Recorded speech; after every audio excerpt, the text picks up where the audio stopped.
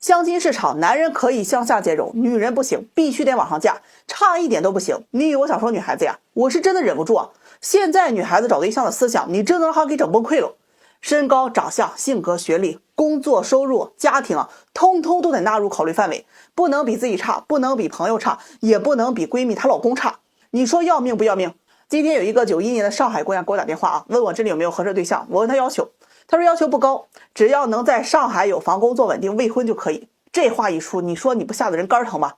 上海一套房子首付也得几百万，一个男人从20多岁出来毕业，给他15年的时间，不吃不喝，一年几十万才会赚得出来啊！我说这要求太高了，不现实。他说他朋友好多都在上海结婚了啊，南方买的房子，他也想。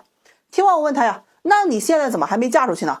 他说自己挺后悔的，相亲有个7、8年了，那个时候就一门心思呀，想找个有房子的、有户口的、年薪几十万的，哎，长得还得好看的。基本啊，他看上的看不上他，看上他的他也觉得心里不太痛快。就这样挑挑拣拣，到了30岁着急了呀。即便着急啊，也不甘心放低要求。曾经啊，这个有个上海有房子、年薪几十万男人喜欢他，但他觉得这个男人啊情商不高，吃饭吧唧嘴，哎，说话声音大等等，就没同意啊。结果这个男的很快就找到结婚对象了，他还在相亲。这不一晃，今年32岁了，朋友的孩子都快上小学了，他就很想找一个合适的对象结婚啊，他也不挑了，说只要有房子能让他定居在上海就可以。我让他介绍一下自己的情况，他说自己在外企做翻译的，工作体面啊，月薪8000左右。听完之后啊，我就问他在上海待了几年了，他说9年了。问他攒了多少钱，他说这物价太贵了啊，房租一个月就要接近1半的工资，每个月都剩不下来啊，家里有时候还得贴补，但是也存了一些存款，大约有3万多。他说完呢，我很委婉的告诉他，姑娘，你想找的上海有房子、工作稳定、未婚的男士，大概率人家看不上你的，这不现实啊，你可能还需要再降低标准。比如说啊，找离异的，找房子在郊区的。他听了特别不满意啊，觉得是我在嫌弃他，其实他年龄，故意让他找条件不好的。哎呀，咱是很有耐心啊，姑娘，你看我这有一个98年的姑娘，国企工作，有上海户口，她也想找个上海有房子、工作稳定，而且能接受10岁的年龄差的未婚男士。其他呀都不做要求，你觉得这个男士是想认识你还是想认他呢？他给我来了句啊，年轻的不成熟，我很重啊。哎呀，姐妹儿，这人找对象都是视觉动物，一上来都想找好看的吧？年轻的胶原蛋白多呀，就算脾气作闹点，这心里也痛快吧？他开始情绪有点激动，问我难道我未婚就一定要嫁给一个2婚带娃的吗？上海那么多有房子，怎么就没有看得上我的吗？我说这有一个男孩子啊，90年的33岁，做软件开发的，年薪在30-40万，在上海首付啊有房子，南京还有2套房，存款大约10万左右。人呢经常熬夜，有点秃顶，作息不规律，有啤酒肚啊，身高在170，体重接近200斤。你愿不愿意认识？他听完就支支吾吾的跟我说呀，哎呀，这形象太差了，存款太少了，不太能接受。我一听啊，这得亏是跟你打电话呀，你要过来跟我当面，这王八都得揍你。就刚才这个男孩子啊，他还不一定能看得上你，人家呀已经有好几个95后的女孩子都等着想认识他呢。他听完又开始这个焦虑纠结啊，是不是又嫁不出去了？昨天还有个女孩子想在北京定居，张口也不看自己什么情况，就要找那京房京户、年收入几十万的男人。哎呀，听完了啊，我是真的很想给他买个镜子照照自己，大白天做梦的不害臊吗？很多来相亲的姑娘们，明里啊说没什么要求，暗里的择偶要求啊，相貌、品行、身高、学历、收入、家庭等等都要考虑进去。理由啊，不能委屈自己，哎，不能比别人家的差，不能让父母失望。低学历、低层次的男性们都不足以成为择偶对象了。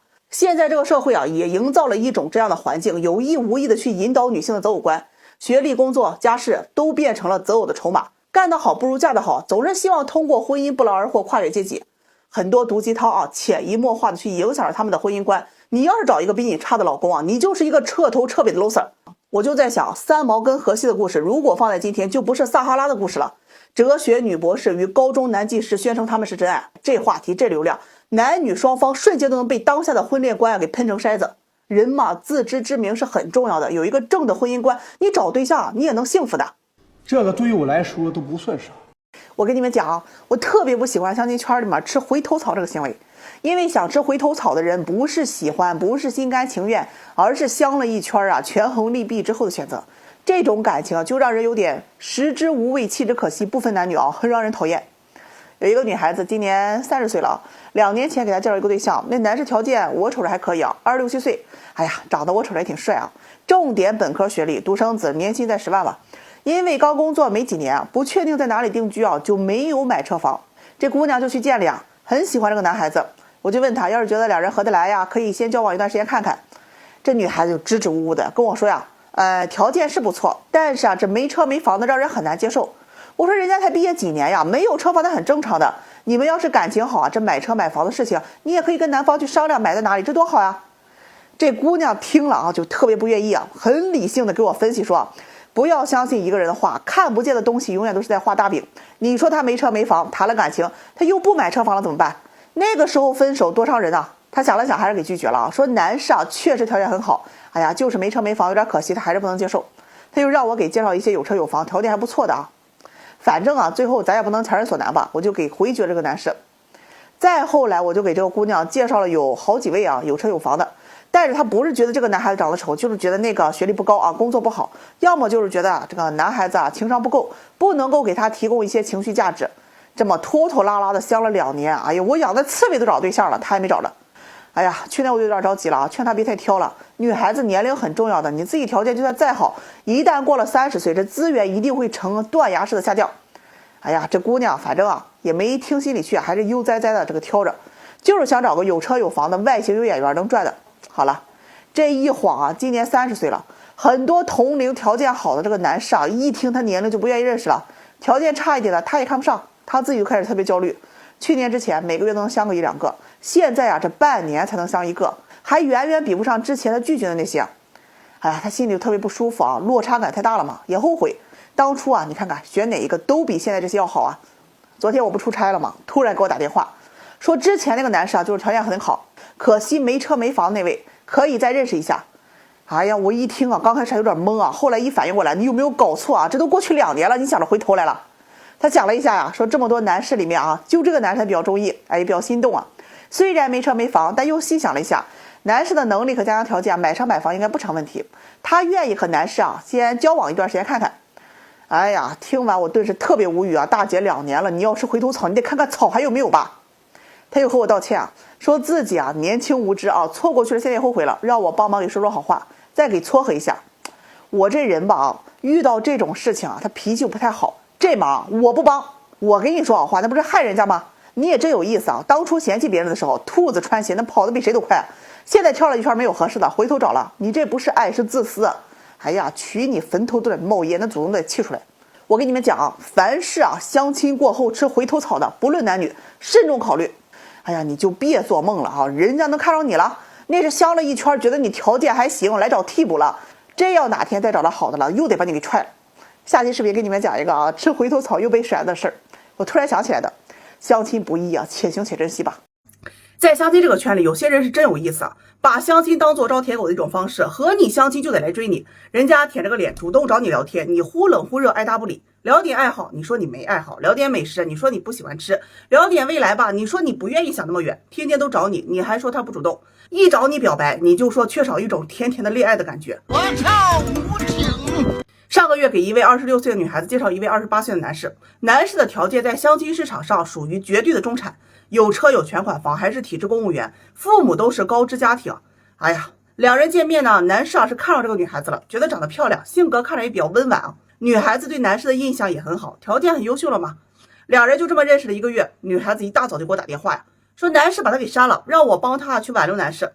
哎，我一愣啊，我问他发生了什么，他说啊，昨天这男士跟他表白了，他给拒绝了。哎，这给我整得很纳闷啊！你不是挺喜欢这男士的吗？他说感觉两人这段时间的相处啊，没有恋爱的感觉。听得我呀，你们俩都没确认关系，你想要什么恋爱的感觉啊？他说那他想跟我在一起，不应该努力追我，让我开心感到幸福吗？这个月他对我都不怎么认真，也不怎么主动，我没有觉得开心啊，所以我才拒绝的。哎呀，听完气得我呀！你既然不开心，人家把你删了就算了嘛，你还要挽留个什么劲儿啊？他又说男士人还行，条件也不错，自己也挺喜欢，那再努力追一下，我说不定就同意了呀。哎呀，气得我都翻白眼啊！我没看他唠多久，我就去上班去了啊。上午空了，给男士回个电话。哎呀，这一问，人男士的版本啊，他压根就不一样啊。男士说呀，他刚开始啊，确实很喜欢这姑娘。两人见完面回去啊，他基本啊每天都会主动找话题跟这姑娘聊天。这姑娘就是话题终结者，他发10句，女方才回个1、2句，他就觉得没有聊下去的欲望了，想着聊天不行，那就主动约见面吧。这1个月啊，约电影、约吃啊，出去玩，前前后后见了也有个7、8次。这姑娘倒也配合，一约就出来，就是约出来啊，就是特别被动，什么都需要男方主动。认识了1个月啊，男士觉得这时间也不短了，就去表白。结果人家姑娘说她不主动，缺少恋爱的感觉，没有觉得男士喜欢她。哎呀，气的男士给我发了一大堆的聊天记录啊，让我看看哪天不主动了，哪天不约她了。我是头驴，你也不能只让我拉磨不让我吃粮吧。他就感觉十分的痛苦，马上跟这姑娘断了联系。这种人要娶回家，那估计也得离婚，说什么也不愿意继续认识了。我回复给这姑娘之后啊，她就很委屈问我，相亲了就不能谈恋爱了吗？我想找个喜欢我的，我也喜欢的，有感觉的结婚难道错了吗？我说可以谈恋爱啊，但前提是双方承认是男女朋友关系吧。谈恋爱需要的是一个合理的身份，相亲你们能看对眼继续接触就可以确认一下恋爱关系，如果看不上眼那就直接说清楚啊，或者不联系，这都没有什么关系啊。最怕的就是你不咸不淡，感觉有戏又感觉没戏。一问他说还行，但是缺点谈恋爱的感觉，还不承认双方是男女朋友的关系，还想要对方来主动的呵护关心，甚至来跪舔自己，你这就不对了吧。他听完跟我说啊，女孩子太主动会不被珍惜的。我的天哪，都什么时代了，现实和鸡汤你得分清楚好吧。人聪明的女孩子遇到喜欢的那都跟狼见了肉一样，赶紧扑啊，就怕错过去了。你倒好，把男人当王八，自己当个兔子，搞个龟兔赛跑呢。有些女孩子你是根本拎不清楚啊，都出来相亲了，你指望男人天天追你，他是闲的蛋疼还是脑子抽筋啊？相亲市场上你以为就你一个人了，把自己当成公主了，非得捧着你惯着你不行吗？人男方主动了，你连个积极的回应都没有，你怎么让男方继续散发热情呢？再说男士这条件，有追姑娘的技能，今天也轮不到和你相亲了吧？还在想要恋爱的感觉，对不起，人给不了。现在这社会就这样，谁主动对我好，我就主动对他好。你想谈恋爱，有本事生活当中自己去招舔狗，把相亲当做招舔狗的一种方式，还疑惑为什么介绍的男人他不跪舔你，自我感觉良好，拒绝了对方，以为他会更积极主动的追你。哎呀，没成想算盘打错了吧，人删除了你，你真拿自己当皇太后呢？有随便挑别人的权利，别人被你挑是荣幸了吗？